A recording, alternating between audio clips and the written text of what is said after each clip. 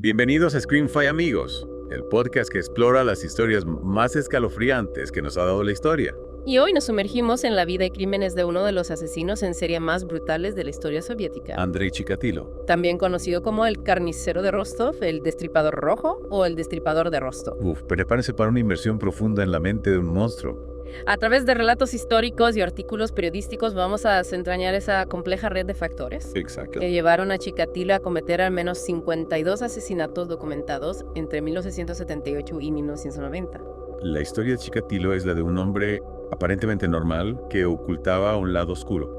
Y sádicos. Imaginen un maestro, un esposo, un padre de familia. Que llevaba una doble vida plagada de violencia y crueldad inimaginables. Lo fascinante y a la vez perturbador de este caso es cómo la psique humana puede albergar impulsos tan destructivos. Y cómo la sociedad, en este caso la Unión Soviética de la época, falló en detectarlos a tiempo. Comencemos por el principio. Chikatilo nació en 1936 en Ucrania. En una época marcada por la pobreza y las dificultades. Su infancia estuvo plagada de traumas, incluyendo una historia sobre su hermano mayor, Stepan. Que supuestamente fue secuestrado y canibalizado durante la ocupación nazi. Imagínate.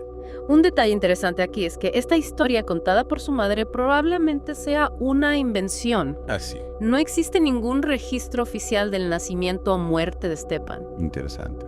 Sin embargo, esta anécdota real o no revela mucho sobre el ambiente de miedo y violencia en el que se crió Chikatilo. Claro. ¿Cómo crees que este tipo de historias ciertas o no pudieron haber impactado a un niño en un contexto tan vulnerable? Es una pregunta realmente interesante. Si creces escuchando historias de canibalismo durante una guerra, es fácil imaginar cómo eso podría distorsionar tu visión del mundo y la violencia. Claro. Además, Chikatilo fue un niño tímido y retraído, constantemente humillado por sus compañeros.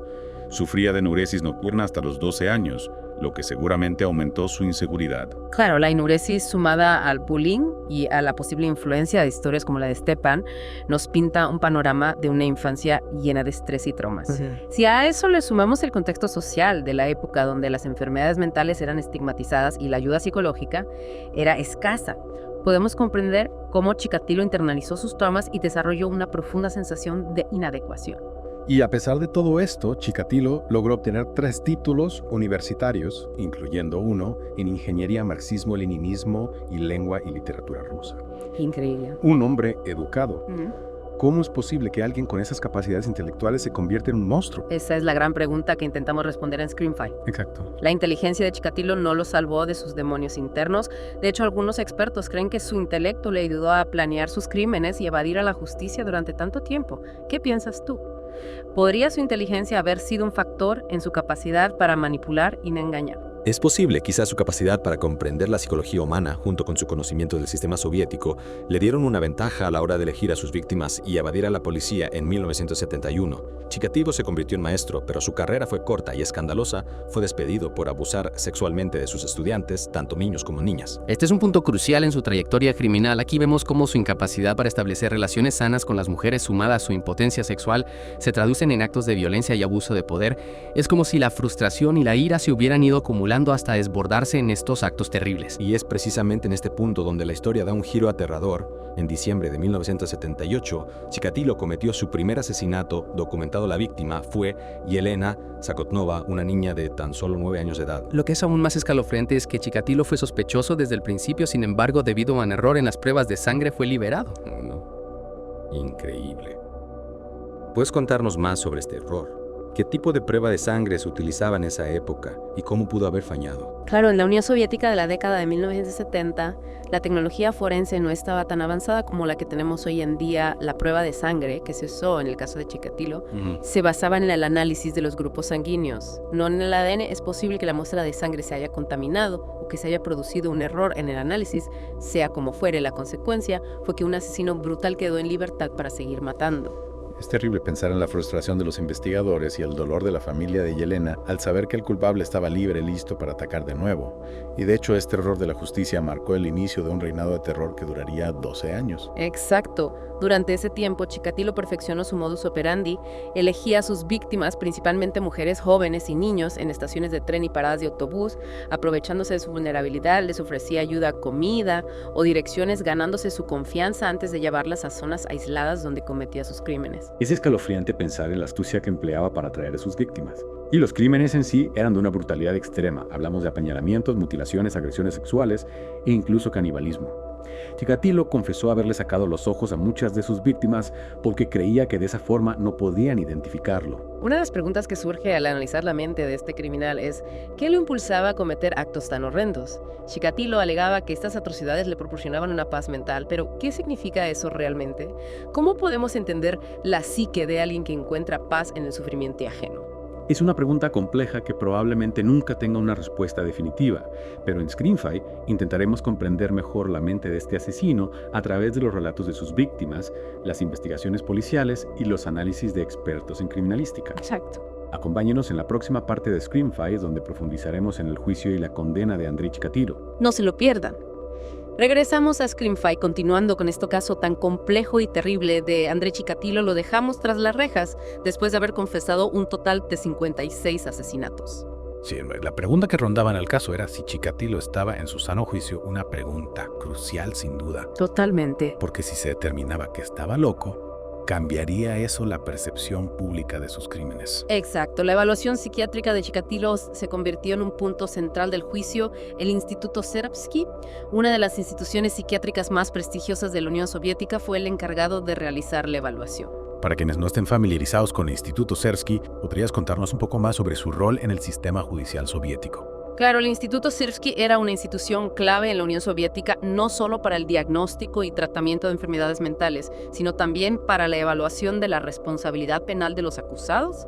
Su opinión tenía un peso enorme en los tribunales. Entonces, ¿qué concluyeron sobre Chikatilo? Los expertos del Instituto Serbsky determinaron que Chikatilo era un sádico con una personalidad compleja, pero que no padecía ningún trastorno mental que le impidiera comprender la gravedad de sus actos. Lo declararon cuerdo y responsable de sus crímenes. Esa conclusión debió generar un gran impacto en la sociedad soviética. Sin duda, por un lado, confirmaba que Chikatilo sería juzgado con todo el peso de la ley, pero por otro lado planteaba una pregunta aún más inquietante: si no estaba loco, ¿qué lo convertía en un monstruo? Es una pregunta que nos lleva al terreno de la psicología criminal, ¿verdad? ¿Qué teorías existen para explicar la conducta de asesinos seriales como Chikatilo? Existen diversas teorías. Algunas se centran en factores biológicos como anomalías cerebrales o desequilibrios hormonales.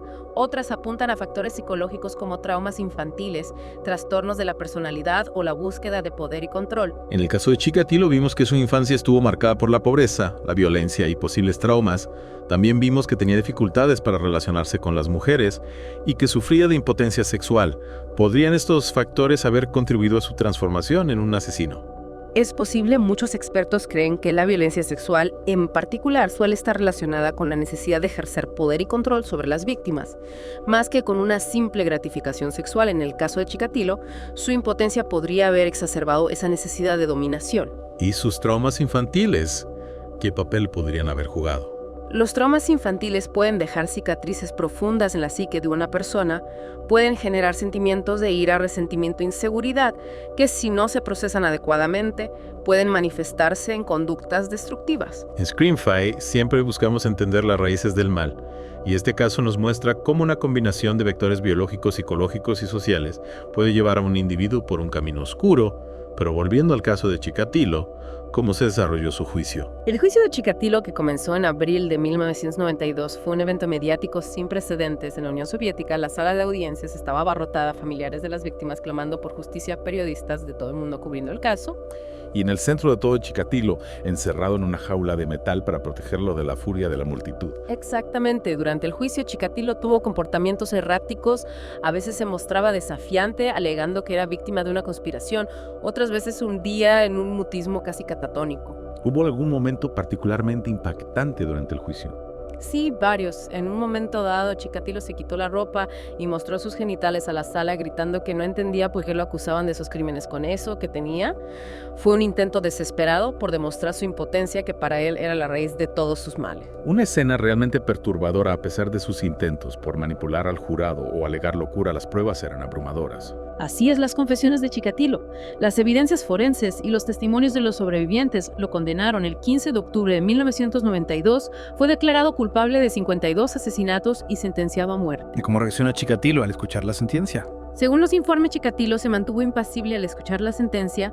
Algunos interpretaron su actitud como una muestra de frialdad e indiferencia, otros como un síntoma de su perturbadamente incapaz de procesar la magnitud de sus actos. Y así se cierra un capítulo en la historia de Andrei Chikatilo. Pero aún nos queda mucho por explorar en Screamfy, que nos espera en la siguiente parte. En la próxima parte abordaremos la ejecución de Chikatilo, las controversias que la rodearon y las lecciones que podemos aprender de este caso para prevenir futuros crímenes. Regresamos a Screamfy para la parte final de nuestro Deep Dive. En la historia de Andrei Chikatilo, en las partes anteriores, recorrimos su infancia, sus crímenes, su juicio y su condena.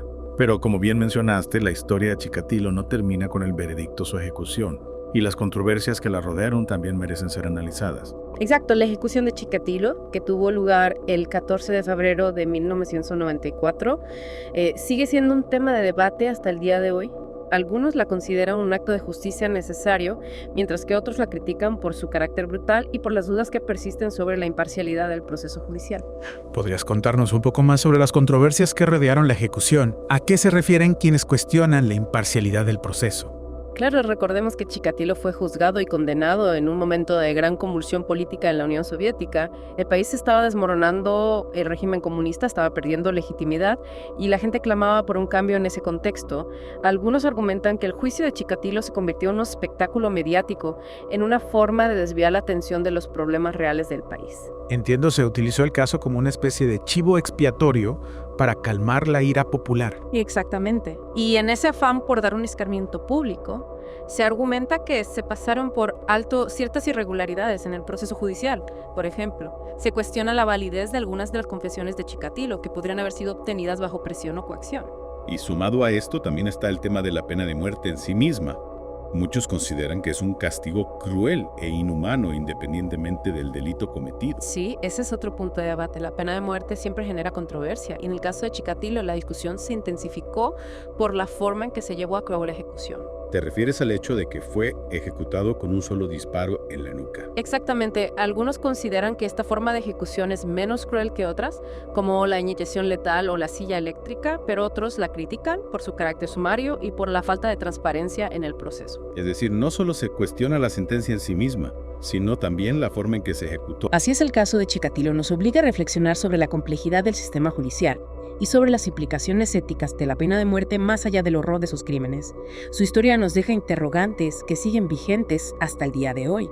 Y nos recuerda que la justicia, aunque necesaria, no siempre es perfecta. A veces se ve influenciada por factores políticos, sociales o ideológicos que pueden comprometer su imparcialidad. En Screamfy no solo exploramos las historias de los criminales, sino también las fallas del sistema que en ocasiones permiten que estos actúen con impunidad. Exactamente, el caso de Chikatilo es un recordatorio de la importancia de tener un sistema judicial sólido, independiente y transparente que garantice los derechos de las víctimas y de los acusados por igual. Y también nos invita a reflexionar sobre la responsabilidad de la sociedad en la prevención de este tipo de crímenes.